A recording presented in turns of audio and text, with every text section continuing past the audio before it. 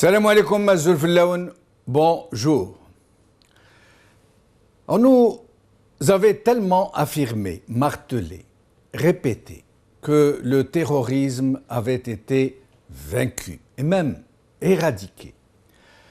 Ahmed Ouyahia, qui avait assuré la main sur le cœur que le bilan final de la violence était de 35 000 morts, avant d'être démenti par le président Bouteflika, qui avait avancé celui de 200 000 morts, allait inventer une nouvelle formule, ampoulée et côteleuse, le terrorisme résiduel.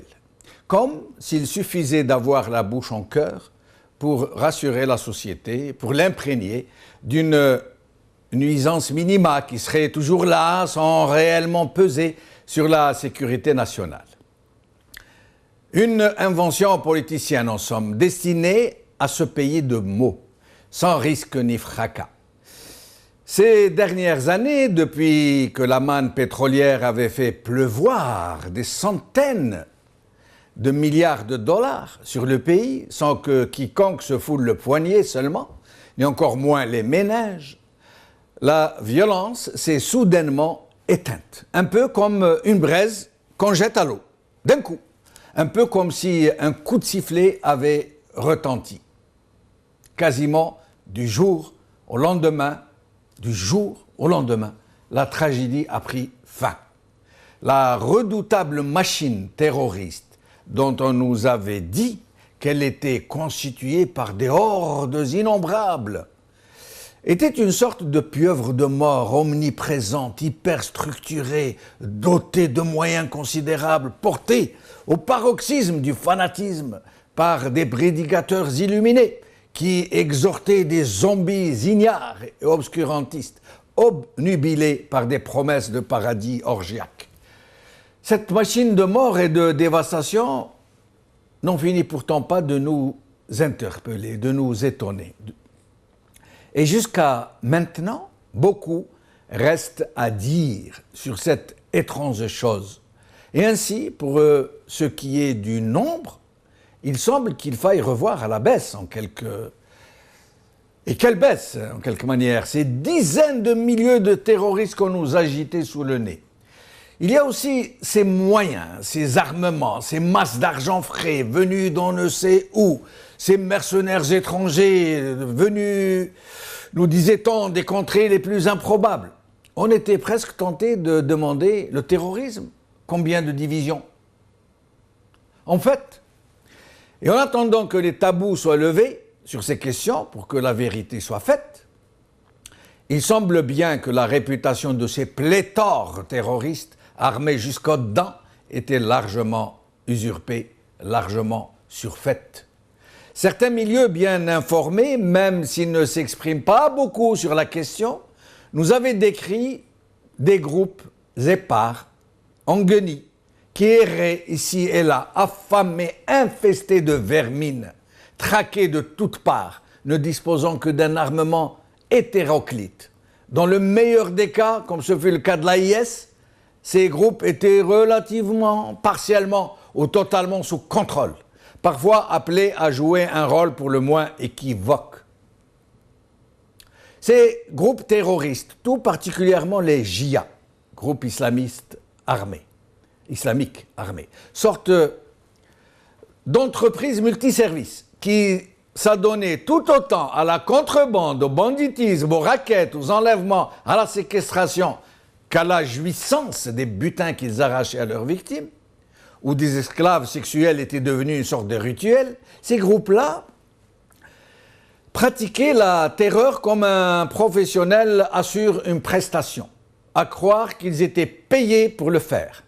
Mais, malgré leur effroyable nuisance, il est difficile pour quiconque dispose d'un raisonnement moyennement passable qu'ils aient pu provoquer cette hécatombe de 200 000 morts, de 20 000 disparus et d'1 million de déplacés, alors qu'ils avaient en face d'eux l'une des armées les plus fortes du continent, des effectifs pléthoriques de police et des milliers de membres de GLD. Et donc, quand l'arrivée massive d'argent imposa un nouveau tempo, parce que les barons du régime avaient besoin de paix civile pour pouvoir rafler la mise. Alors, le terrorisme fut soudainement vaincu. Parce que, comme dit le vieil adage juif, il faut acheter au son du canon et vendre au son du violon.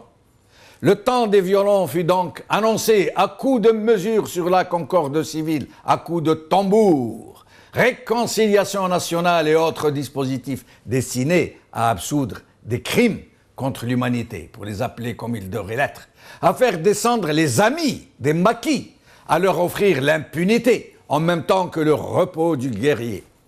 On nous avait donc affirmé que Bouteflika avait ramené la paix, que le terrorisme avait été vaincu, que le peuple algérien pouvait désormais vivre sa vie, pouvoir respirer, vaquer à ses petites et grandes affaires. Une ère nouvelle, toute de promesses et d'un climat qui fleurait bon, le fric tout chaud avait commencé. Fini les faux barrages, fini les égorgements, fini les attentats meurtriers, fini les faux barrages, les enlèvements de jeunes femmes, les disparitions forcées, les exécutions sommaires, l'exploitation des prisonniers, leur péremption sur le bord des routes. Le temps des violents était arrivé. La baraka de Bouteflika avait changé le visage du pays. L'argent coulait à flot au point où tous les voisins venaient s'approvisionner dans nos bazars chinois, au point où nous devînmes l'un des pays les plus grands importateurs de véhicules et de bidules en tout genre, au point où nous réalisâmes l'autoroute la plus chère du monde en même temps qu'elle était la plus dégradée, avant même que d'être livrée, au point où nous accédâmes aux plus sinistres records en matière de corruption, de plus faibles niveaux universitaires, scolaires, de vie et même de bonheur. Mais nous nous en contentions, tant que le spectre du terrorisme était exorcisé par la baraka du grand président, celui dont nulle maman n'avait enfanté de pareil. Mais nous nous étions réjouis trop vite, ou plutôt, pour dire les choses, nous avions reçu une trop forte dose d'anesthésie, parce que le terrorisme, finalement, il est toujours là. Parce qu'il vient d'endeuiller plusieurs familles, des pauvres, des Algériens d'en bas, dont les jeunes soldats ont été tués dans une embuscade près de Ain Defla. Une tragédie qui a choqué toute la société algérienne sans que les autorités n'aient exprimé leur supposée douleur aux familles, sans qu'un deuil national ne soit décrété. Et cerise sur le gâteau, l'ami Sarkozy, enfin l'ami de Bouteflika, en visite en Tunisie et de retour d'Israël, vient de déclarer le plus sérieusement du monde que la Tunisie est frontalière avec l'Algérie et la Libye, hélas, et qu'elle ne l'a pas choisi. Malheureusement, semblait-il dire. Aujourd'hui, El Watan lutte contre le terrorisme et son substrat idéologique. Où est la faille? Par Hassan Ouali. Toujours dans El Watan, après l'attentat meurtrier de Ain Defla, l'armée à la poursuite des groupes terroristes. Par Salima Tlensani. Algérie Focus. Selon Nicolas Sarkozy, la Tunisie n'est pas à la bonne place entre l'Algérie et la Libye. Par Abdou Semmar.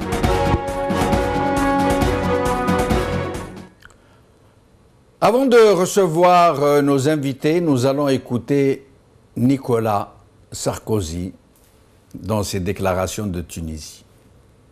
La Tunisie est frontalière avec l'Algérie, avec la Libye. C'est pas nouveau. Vous n'avez pas choisi votre emplacement.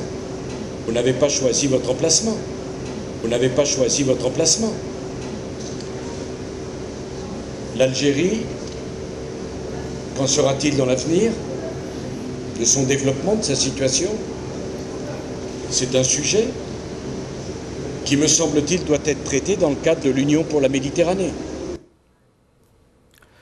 Aujourd'hui, par ordre alphabétique, nous allons recevoir Yahya Bonouar, journaliste, Abdelaziz Mjahed, ex-général-major de l'armée nationale populaire, Hassin Wali, journaliste, Abdou Sammar, journaliste. Yahya Bonouar, merci d'être avec nous. Merci pour l'invitation.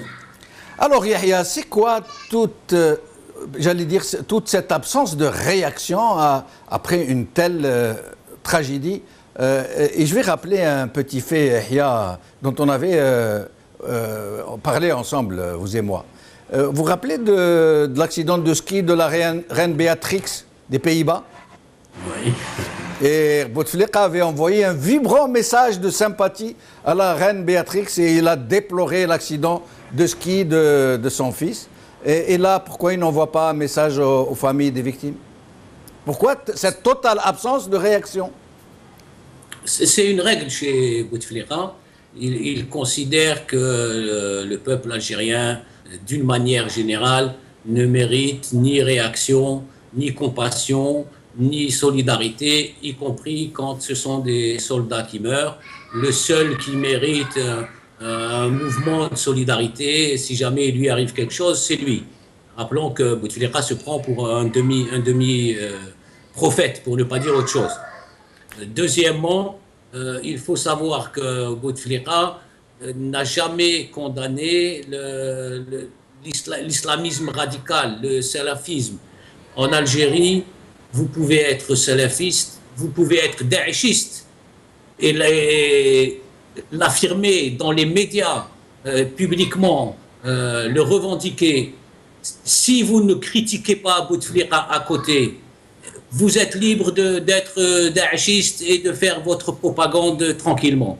Par contre, si vous critiquez Bouteflika, mais que vous êtes un travailleur sérieux qui rend service à la nation et qui apporte un plus au pays, vous risquez de terminer en prison. On est dans un régime, quand je dis Bouteflika, je parle du régime en entier. Parce que dans votre introduction, il y a une petite erreur, je me permets. Vous dites que Bouteflika a ramené la réconciliation, c'est faux. Non, eux, ils disent...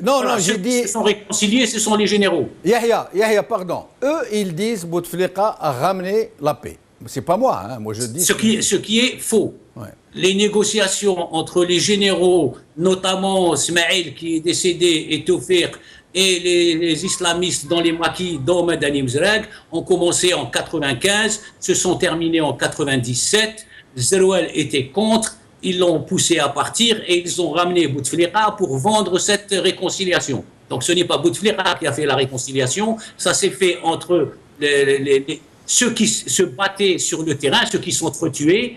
D'un côté, les islamistes, terroristes, appelons-les comme on veut, de toutes les manières c'était des terroristes, et de l'autre côté, des militaires et des généraux qui eux aussi n'ont pas hésité à tuer des gens de manière à faire disparaître des gens et à pratiquer la torture à l'échelle industrielle. Donc il y a eu une réconciliation entre tueurs pour avoir une amnistie et une impunité entre tueurs. Zerouel était pour une réconciliation politique, ce que les généraux ont refusé.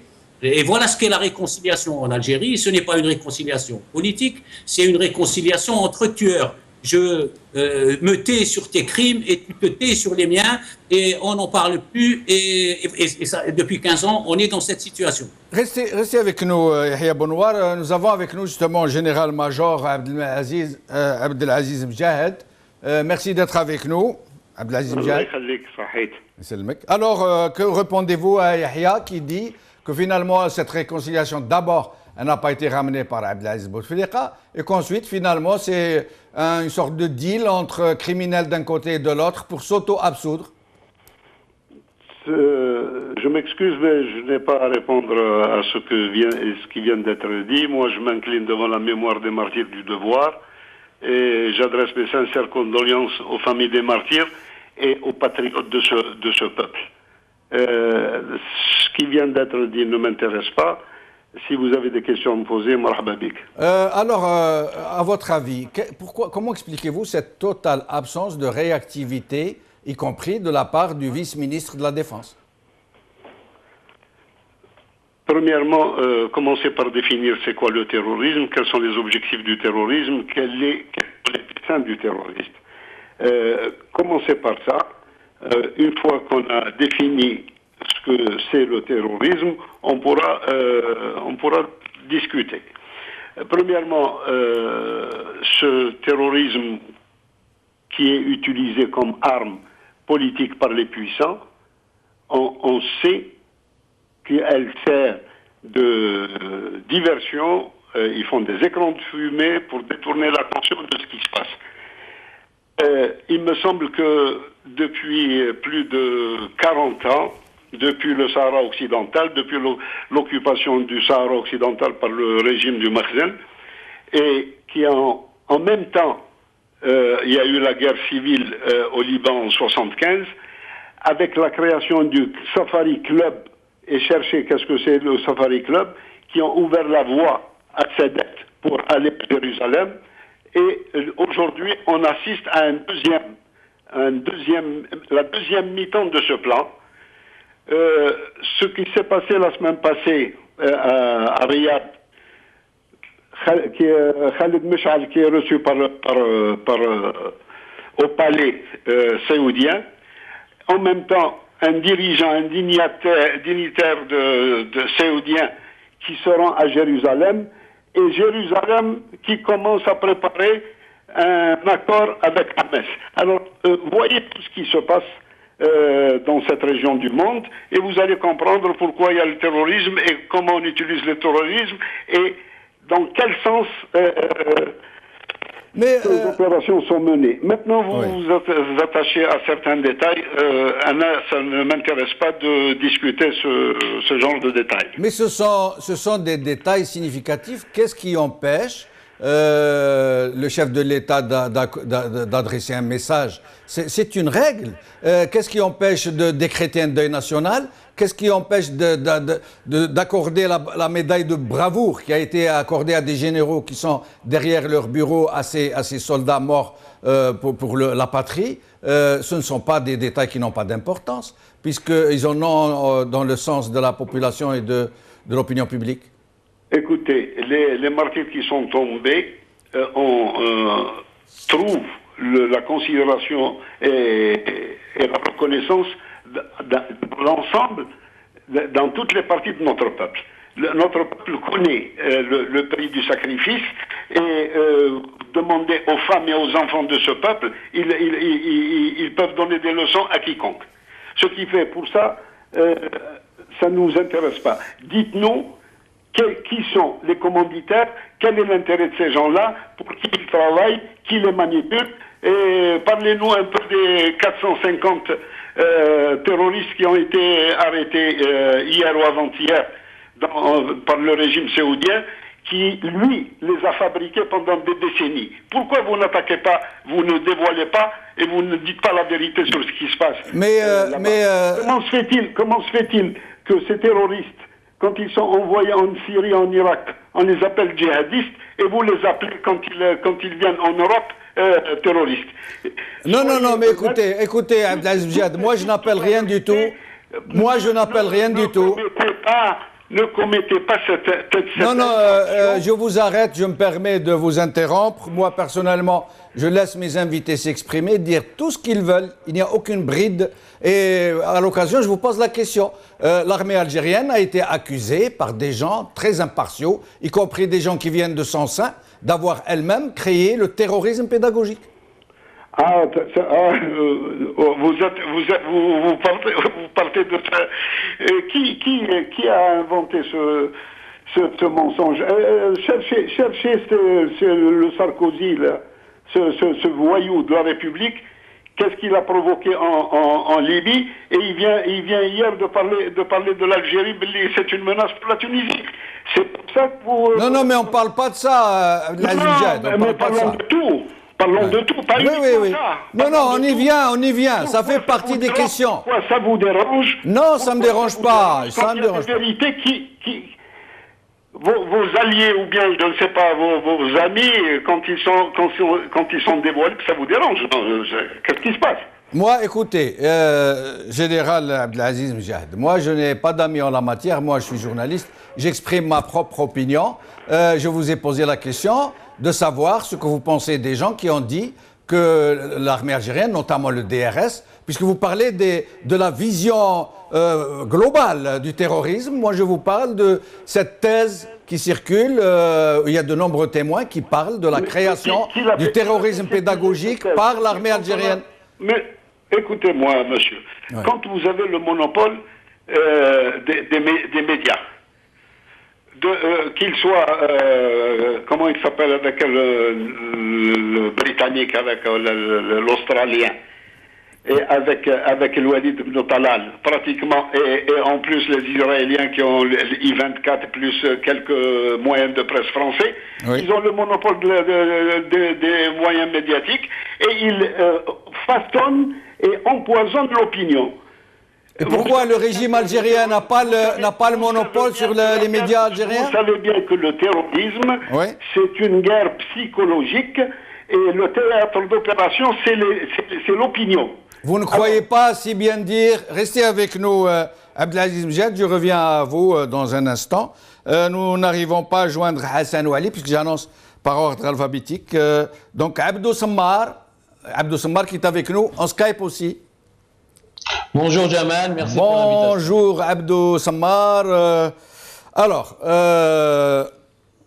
cette absence de réactivité dont tout le monde parle, que le général Abdelaziz Mjahd semble traiter par-dessus la jambe, pour lui ce n'est pas ça l'important. L'important est d'avoir une vision plus globale sur le terrorisme, de savoir qui le manipule derrière le rideau, derrière les coulisses internationales, semble-t-il nous dire. Donc, votre avis, Abdou Sammar, sur la question? Jamal, je pense qu'il faut être réaliste. Nous avons un président qui est absent, qui est malade, qui est ce qu'il est. Franchement, Bouteflika n'a pas réagi aux plus grands événements du pays depuis les 4 ou 5 dernières années. Alors moi, je comprends pas comment les gens peuvent être choqués. Il y a eu des morts et des morts partout en Algérie depuis des décennies et les présidents n'ont pas réagi, le régime n'avait pas réagi. Donc moi, franchement, je ne m'y attarderai pas là-dessus. Mais Abdou Sammar, si Bouteflika avait présenté ses condoléances, qu'est-ce que ça nous aurait vraiment apporté à la situation? Abdou Sammar, en l'occurrence, il ne s'agit pas seulement du manque de réaction de Abdelaziz Bouteflika, puisqu'on connaît son état. Je parle d'une absence de réaction des autorités algériennes. Ça veut dire le vice-premier ministre de la Défense, le chef du gouvernement, les officiels d'une manière générale. Je vais vous le dire, Jamel. Moi, je suis un jeune Algérien qui parle sans aucun faux fuyant, sans aucun tabou. Il faut le dire, la mort en Algérie, la vie humaine, la mort, elle s'est banalisée en Algérie. La vie humaine n'a plus de valeur dans ce pays.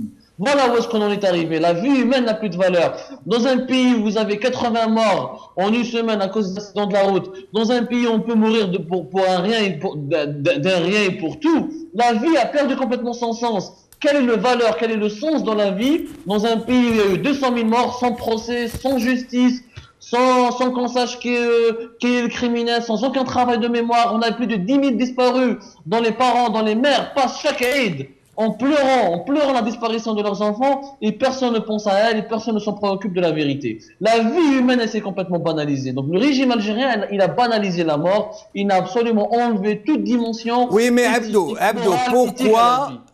pourquoi les autorités ne réagissent-elles pas à une telle catastrophe, de façon officielle, même si c'est protocolaire? Pourquoi ne réagissent-elles pas? Qu'est-ce qui explique cela?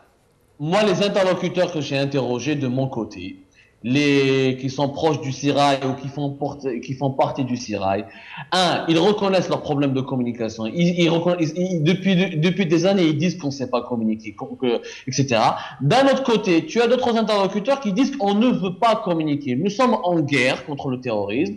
On est en guerre contre ce monstre qui est là, qui existe. Maintenant, on peut se poser des questions. Oui, il existe.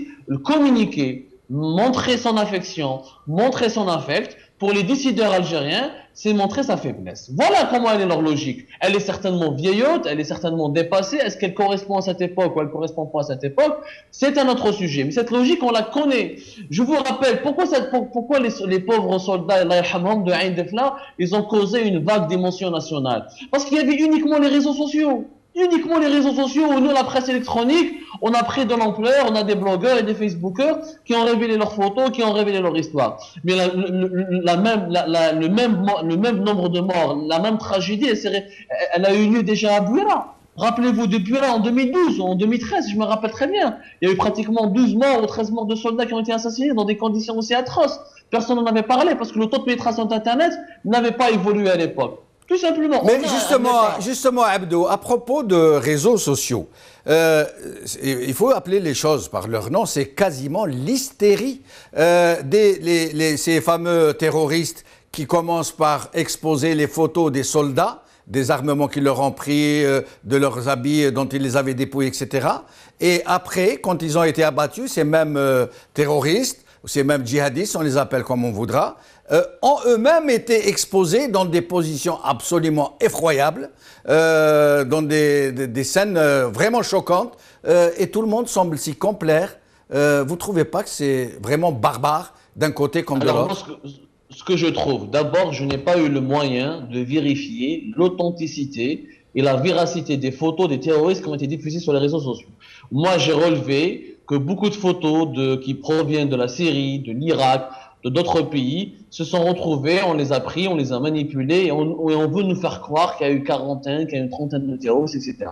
Je n'ai aucune information, ni aucune source officielle ou officieuse ou une source crédible qui peut me dire, qui a pu me valider les photos de ces terroristes qui ont été diffusées. Après, sur le côté macabre, encore une fois, Jamel, dans un pays, on a un État qui ne communique pas, qui ferme les espaces d'expression, qui contrôle ces espaces-là, qui a une logique communicative qui date des années 70, qui date de la guerre froide. On retrouve tout et n'importe quoi sur les réseaux sociaux parce que les réseaux sociaux sont devenus un défouloir. Quand les réseaux sociaux sont devenus un défouloir, n'importe qui les investit, les utilise selon son idéologie, selon son but politique, il veut imposer son émotion aux autres. C'est devenu un défouloir dans un pays fermé. En 2015, l'Algérie est un pays fermé où ses responsables ne font aucun travail de communication et entre la rue et le régime, il y a aujourd'hui les réseaux sociaux. Donc on trouve tout et n'importe quoi. Vous avez des gens sérieux qui ont essayé, j'ose prétendre, comme nous avons essayé de valider les informations sur les soldats, de raconter leur histoire en respectant la dignité de leur famille. Et vous avez des gens qui ne sont pas sérieux, qui manipulent les images, qui cherchent sur les émotions. Et malheureusement, dans un pays fermé qui est géré à la soviétique, ce phénomène n'est pas évitable.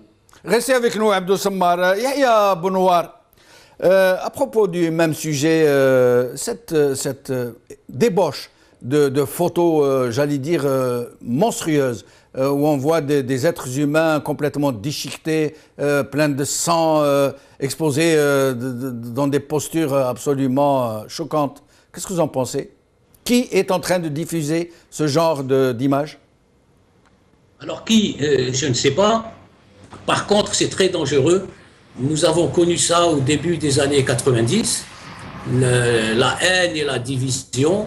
Je vous rappelle qu'entre 90 et 92, avant que la situation ne dérape complètement en Algérie, il y a eu une division de la société, il y a eu de la haine qui était semée, notamment par les islamistes du fils à l'époque, contre les femmes qui ne portaient pas de hijab, contre tout ce qui n'était pas fils, c'était kuffar.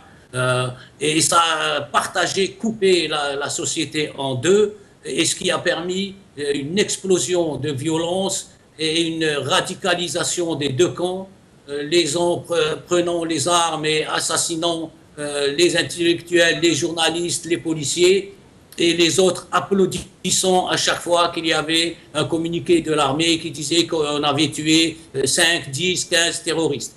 La société a été clivée, radicalisée, habitués à la violence. J'espère que tous ceux qui aujourd'hui manipulent ces photos se rendent compte du danger dans lequel ils mettent le pays. Il ne faut pas qu'on revive ça. Il faut apaiser les choses. Ceux qui sont morts, les soldats, qui doivent mériter le respect de leur ministre, de leur chef d'état-major, du Premier ministre et du chef de l'État, comme dans tous les pays du monde, sont des Algériens. Les terroristes ou djihadistes, appelez-les comme vous voulez, mais ce sont des terroristes, sont également des Algériens. Donc il faut arrêter, et il y a des gens qui les soutiennent dans la société, il faut arrêter de cliver la société et la pousser une seconde fois à une guerre civile. On sort d'une guerre civile, on a connu 50 ans d'indépendance, au bout de 30 ans une guerre civile, on ne va pas en reconnaître une autre au bout de 30 ans. Il faut éviter cela maintenant. S'il y a des sages dans ce pays, qu'on évite de cliver à nouveau la société, de radicaliser les camps et de semer la haine. Restez avec nous, Yahya Benouar. Abdelaziz Mjahid, vous parliez tout à l'heure de Nicolas Sarkozy, de sa sortie, de sa saillie en Tunisie, quand il a dit d'une façon absolument, avec un culot phénoménal, il a semblé reprocher à l'Algérie d'être là, d'être à cet endroit. Il a dit à la Tunisie, vous n'avez pas le choix, vous n'avez pas choisi, qu'est-ce que vous voulez? Vous êtes entre l'Algérie et la Tunisie. Qu'est-ce qui, selon vous, a motivé une telle saillie? Est-ce parce qu'il en veut à l'Algérie? Est-ce qu'il exprime réellement ce qu'il ressent? Ou est-ce parce qu'il sait que l'Algérie est devenue une sorte de chasse gardée de François Hollande et que c'est à celui-ci qu'il s'en prend en vérité? Moi, je découvre que la presse française, quand elle avait traité de voyou de la République, ne s'était pas trompée. C'est un voyou. C'est pas un président, c'est pas un politique, c'est un voyou, c'est un mercenaire. Il lèche les banques des Saoudiens, des Qataris pour avoir quelques dollars, et il vient se permettre de parler de l'Algérie parce que l'Algérie lui reste à travers de la gorge, lui et ses maîtres sionistes. Vous oubliez une chose, Monsieur Jamel. Depuis qu'on commence à parler de ce fameux printemps arabe, premièrement, il y a une escroquerie médiatique. Il parle de printemps arabe qui a commencé en Tunisie. Est-ce que vous avez oublié les événements de Gdimizik à Flayoun? Ils ont commencé 3 mois قبل Tunis. Pourquoi ils n'en parlent pas? Pourquoi ils ne parlent pas du printemps? C'est des Sahraouis qui militent, qui manifestaient pacifiquement et on passe le temps comme si rien n'était. Secondo, depuis ce mouvement dans les pays arabes, est-ce qu'on a oublié? Il me semble qu'on a oublié la Palestine. Qu'est-ce qui s'est passé vers la période? Regardez vos archives et vous allez découvrir que Jérusalem a été judaïsée et des centaines de familles de Palestiniens ont été expulsées de Jérusalem, leurs maisons saisies ou rasées et données aux nouveaux colons. Il me semble que cette manœuvre de diversion, cet écran de fumée, nous empêche, c'est fait sciemment pour nous empêcher de voir ce qui se passe derrière ce rideau de fumée. Je me répète. Le Turki Ibn Faisal, qui était chef des services de renseignement saoudiens, qu'est-ce qu'il a dit dans une réunion à Washington avec les Américains? Le plus grand défi que rencontre la politique étrangère saoudienne, c'est d'amener les Palestiniens à cesser le combat armé. Et on a vu, comme je vous ai dit il y a quelques jours, Meshal qui est reçu au Palais Royal. Ça veut dire que pratiquement c'est une reddition parce que tous les alliés de ce régime ne dirigent jamais leurs armes contre Israël. Et en même temps, un dignitaire de ce régime qui était à Jérusalem pour discuter. Alors, vous allez découvrir dans quelques jours le rapprochement entre Khalid Meshal Hamas et Israël, et vous allez voir que le plan saoudien est en train d'avancer alors que vous détournez l'attention de l'opinion sur d'autres problèmes. On ne détourne rien du tout, hein, mais sinon, comment expliquez-vous ce regain de violence, à votre avis? Juste une poche résiduelle, le retour de la violence? Qu'est-ce qui se passe, à votre avis? Je n'ai pas de données. Honnêtement, je ne peux pas répondre à cette question. Même si je vous donne une réponse, elle serait injuste et qui ne se base pas sur des données objectives. Mais on ne fait pas de science exacte, hein, Abdelaziz Mjad, on discute, on débat. Mais il faut quand même se baser sur des trucs réels. On donne nos opinions. Pas de fantasmes. Hein. Il ne faut pas fantasmer dans ce genre de choses. C'est quelque chose de sérieux, quelque chose de sensible. Soit on a des données objectives et on émet un avis, on n'en a pas, on s'abstient, et c'est ce que je préfère faire. Oui, mais on discute, on donne nos opinions respectives. Même vous êtes libre, monsieur, mais moi, je vous dis, dans ma position, si je n'ai pas des données réelles et objectives, je m'abstiens de donner mon avis. Restez avec nous, Abdelaziz Mjad. Abdou Sammar. Cette saillie de Sarkozy, qu'est-ce qui lui prend? Quelle mouche le pique? Oui. Allô? Oui, on vous entend, allez-y. En fait, Jamel, d'après mes informations, la situation s'explique par un problème concret que Sarkozy a rencontré avec Alger. Il voulait faire une visite de campagne, parce qu'il avait prévu une visite, d'après mes informations, à Tunis et à Rabat. Vous m'entendez, Jamel? Oui, très bien. Voilà, donc il allait faire une visite à Tunis et une visite à Rabat, dans le cadre de sa campagne. À Alger, il n'avait trouvé aucun interlocuteur qui voulait le recevoir, parce qu'il y a personne ne voulait le recevoir. Du coup, il s'est senti apparemment très blessé. Donc, il aura, d'après mes informations, que Alain Juppé qui va venir à Alger d'ici la fin de l'année. Et voilà, donc il est parti à Tunis, il est parti à Rabat, mais il ne viendra pas à Alger. Et Dieu sait que le vote franco-algérien en France est très important. Donc il s'est senti complètement déjà désavantagé et écarté dans cette course. Il a senti qu'Alger allait lui faire un sale coup. De deux, c'est pas de notoriété publique. Entre Bouteflika et son entourage, Nicolas Sarkozy, il n'y a jamais eu de lune de miel. Jamais eu de lune de miel. Nicolas Sarkozy, dès son arrivée au pouvoir en France, a privilégié le Maroc. Il est très proche des lobbies marocains. Ce que Bouteflika et ses proches n'y ont jamais pardonné.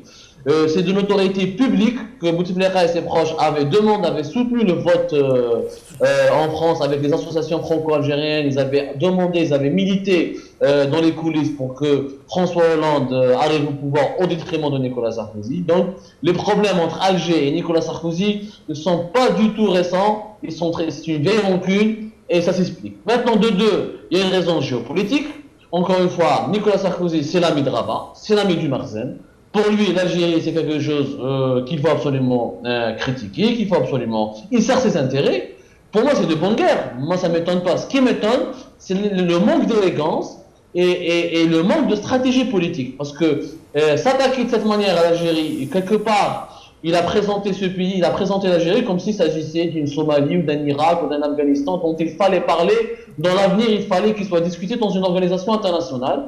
Je pense qu'il s'est quand même énormément grillé parce que les 6 millions de franco-algériens, quand ils vont aller voter, ils vont vraiment se rappeler de cet épisode. Mis à part ça, que l'avenir de l'Algérie soit inquiétant, je pense que nous les Algériens on le sait, on en parle dans notre presse, on en parle de manière très... moi personnellement j'en parle dans mon pays, je tire la sonnette d'alarme. Après, est-ce qu'on devrait en parler, est-ce que l'avenir de notre pays doit faire l'objet de discussions internationales? Je pense que nous sommes suffisamment mûrs, suffisamment intelligents, suffisamment sincères et de bonne volonté pour qu'on puisse régler nos problèmes nous-mêmes. Par contre, que l'avenir de la France est aussi très très dangereux lorsqu'on voit les crises et ce qui se passe en Grèce et ailleurs. Restez avec nous, Abdou Sammar. Yahya Bonouar, une dernière question peut-être avant d'ouvrir le standard. Nous allons recevoir 3 ou 4 appels. Yahya, Abdou Sammar vient de nous dire que c'est quasiment une affaire de soutien du régime algérien à François Hollande et que le Maroc soutiendrait. C'est une soupe interne en quelque sorte. Vous pensez réellement que le régime algérien va soutenir la campagne électorale de François Hollande, la prochaine, et que c'est ça qui a fait bouger Sarkozy? Ben écoutez, c'est pas totalement faux. Sarkozy est connu pour être plutôt proche du Maroc, mais François Hollande aussi. À choisir entre le Maroc et l'Algérie, la France a toujours choisi le Maroc, sous Sarkozy ou sous François Hollande. C'est exactement la même chose. Après, M. Sarkozy est connu, il aime faire la comédie, il aime faire des déclarations. Voilà ce qu'il a dit à Tunis sur l'Algérie. Eh bien, voilà, tout le monde sait qu'il était à Tunis alors que sa visite était presque passée inaperçue. Il aime faire ce genre de déclarations. Quand il parle des frontières, c'est une blague de mauvais goût parce que tout le monde sait, en géopolitique, on appelle ça la dictature de la géographie. Hein. Est-ce que vous croyez que les Gazaouis sont contents d'être voisins de l'Égypte en ce moment? Non, alors qu'il y a des millénaires, ils en ont profité. Yahya, restez avec nous, Yahya, je reviens à vous dans un petit instant. Abdelali de Tbessa, Alembek, Abdelali, on l'a perdu. Yahya, Yahya, oui. Ce problème de campagne électorale français qui se règle en Algérie et ce risque qu'a pris François Hollande lorsqu'il a témoigné en quelque sorte que Abdelaziz Bouteflika a une meilleure alacrité du monde, qu'il a une grande sagesse électorale, que jamais il a rencontré, ou rarement il a rencontré un chef d'État aussi perspicace, aussi lucide. En échange de quoi une telle prise de risque à un tel niveau politique? François Hollande est quelqu'un qui a beaucoup d'humour, donc on va mettre ça un peu sur son humour, mais il met ça, il a besoin en ce moment d'une stabilité en Algérie. Il considère que pour l'instant, Bouteflika est le garant de la stabilité. Il y a un peu de business à faire avec l'Algérie, ça reprend petit à petit. Hélas, pour lui, les réserves et les ressources de l'Algérie sont en train de diminuer, voire d'être divisées par deux. Mais bon, ça c'est François Hollande. Restez avec nous, Yahya. Achour de Batna. Et on essaye comme ça de prendre quelques appels. Achour de Batna, marhaba bik, merci d'être avec nous. Oui, salam alaikum. مباشرة. مباشر نعم. خويا نهضر بالعربية معليش. تفضل. فوالا. راكم تهضروا على واش هي المهمة نتاع اليوم؟ المهمة تاع اليوم نتكلموا على القضية الإرهابية اللي صارت في جويه عين دفلة. ايوا. يا خويا الإرهاب درك نقول لك درك الكونفيانس الثقة ما بقات لا في الدولة ولا في الشعب. الإرهاب هو الشعب، ما كاينش الإرهاب اللي يجي يخرج منا ومنا، وإنما الناس كارهة من الحكومة، من السرعة نتاعها، العدالة، لا بوليس، تسمى كارهين. الناس حتى يشوفوا الإرهاب ما يقدروش يهضروا عليها، ما يقدروش يقول لك هاو في البلاصة الفلانية. لو كان جا الشعب ندير ثقة في الدولة والثقة نديرها في الشعب، الإرهاب ما يكونش، حتى يكون واحد قال هاو فلان إرهابي، نورمال. Barakallahu fik, c'est Achour. Yahya, je reviens à chaque fois vers vous pour pouvoir passer quelques coups de fil, éventuellement de nos téléspectateurs qui nous appellent. Vous parlez de garant de la stabilité. Vous pensez que François Hollande peut avoir ce genre de perception de Bouteflika, sachant que Bouteflika est complètement déconnecté, qu'il n'est plus là? Comment ça? Qu'est-ce que vous voulez dire quand vous pensez qu'il est le garant de la stabilité dans la région? À court terme, non, pas dans la région, dans le pays, et à très court terme. Oui, et à très court terme. Et quand Bouteflika, c'est le système Bouteflika. C'est pas la personne de Bouteflika. Si, encore une fois, s'il y a quelqu'un sur cette planète qui connaît l'exacte santé de Bouteflika, c'est bien François Hollande, puisque les médecins de Bouteflika sont des militaires français. Donc, il sait parfaitement, mieux que Bouteflika lui-même, son véritable état de santé. Là, il n'y a pas de doute. Maintenant, il considère que le 4e mandat a été fait et que, bon, on ne va pas déstabiliser l'Algérie, vu la déstabilisation de... Laissez-le terminer. Yahya, merci. Je vais faire un dernier tour de micro. Abdelaziz Mjahed, concernant le terrorisme, concernant tout ce qui s'est passé, est-ce que vous pensez qu'un jour la vérité, toute la vérité pourra être faite? Toute la vérité, on la saura. Demandez à Sarkozy pourquoi en 2010, pour libérer l'otage Kamat, il a demandé, il a exigé de certains pays africains de libérer 4 terroristes algériens et mauritaniens. Celui qui libère les terroristes, c'est le commanditaire des terroristes, c'est lui qui alimente le terrorisme, c'est lui qui dirige le terrorisme, c'est lui qui exploite le terrorisme, et à nous de faire attention à ce type de personnes, à ce type de manœuvres. Merci. Othman d'Algérie. Othman.